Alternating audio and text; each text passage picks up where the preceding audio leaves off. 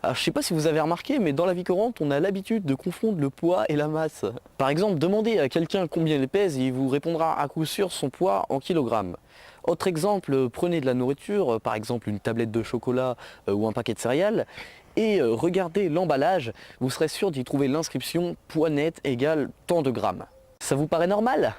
Ben, ce ne l'est pas du tout. En fait, on a l'habitude de donner le poids en kilogrammes, ou plutôt de dire poids au lieu de masse. Bon, ça a l'air un petit peu confus, mais en fait c'est simple.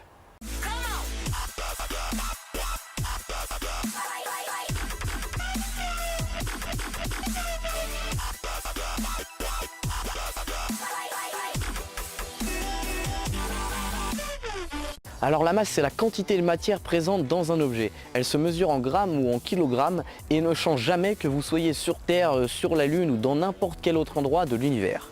Pour augmenter ou diminuer la masse d'un objet, il faut lui enlever ou lui rajouter de la matière.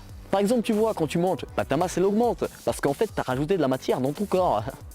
Bon, alors le poids quant à lui est une force, c'est en fait la force qu'exerce la Terre sur un objet, par exemple la force qu'exerce la Terre sur vous. Parce que ouais, pour la physique, t'es un objet. Alors le poids est égal à la masse de l'objet multipliée par l'accélération de la pesanteur terrestre. En gros, la force d'attraction de la Terre, quoi. Alors la valeur de l'accélération de la pesanteur terrestre ne varie pas, en gros, et vaut 9,81 mètres par seconde au carré. Bon, vous pouvez oublier mètres par seconde au carré, on s'en fout. Retenez juste 9,81. Bon, vous pouvez retenir 10 si vous voulez. C'est pas très précis, mais voilà. Si vous voulez être précis, retenez 9,81 mètres par seconde au carré, si vous voulez être encore plus précis pour tout savoir. Mais bon, je veux dire 10 ça marche, voilà, 10 c'est bien. Hein. Bref.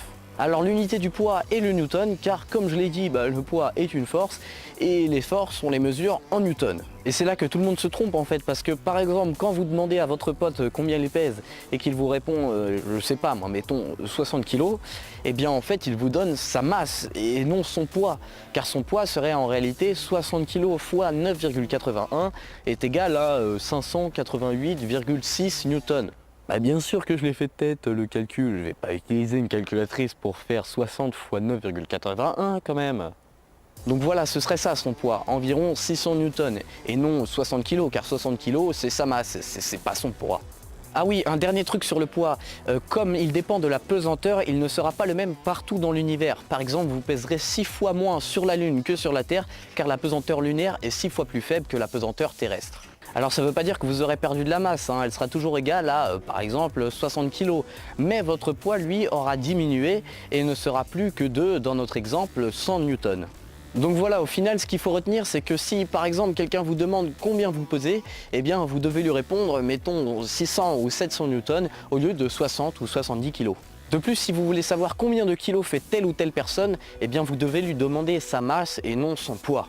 Ah oui, une dernière chose, si vous avez rien à faire et que vous vous ennuyez cet été, eh bien vous pouvez prendre un stylo et aller dans tous les supermarchés pour remplacer sur les emballages l'indication poids net par l'indication masse nette.